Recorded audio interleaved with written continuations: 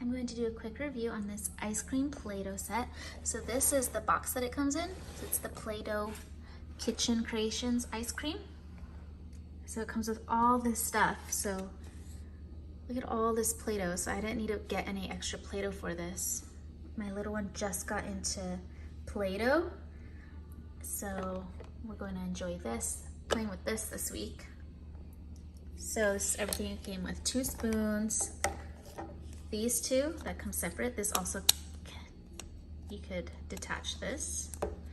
So this goes on top of this. So you could put Play-Doh in here and then you can squeeze that in.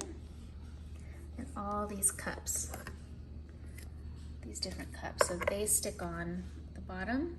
They have little squares. So right here you have a square and you can put it there. So you can make different stuff. So I'm going to unscrew this and I'm going to show you how this works, because this looks really interesting. Look at that. So cool. Okay, so I just took this one out. So I'm going to lift this, lift that, so that's separate. Make this thin. Let's do that really good. Put that in there. This squishes in there. And then you squeeze down. Squeeze. Oh, how fun. Okay.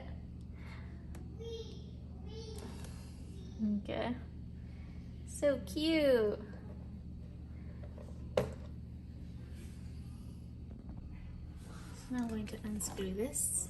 Ooh, there's what it looks like. Let's put this on top. So it's like, it looks a little bit purple, but it does look like chocolate. Ooh, I want to smell it. It smells like Play-Doh. Ooh, I'm excited. Let's try this. And then maybe I should have shaken it. Shake, shake, shake, shake. Okay. There you go.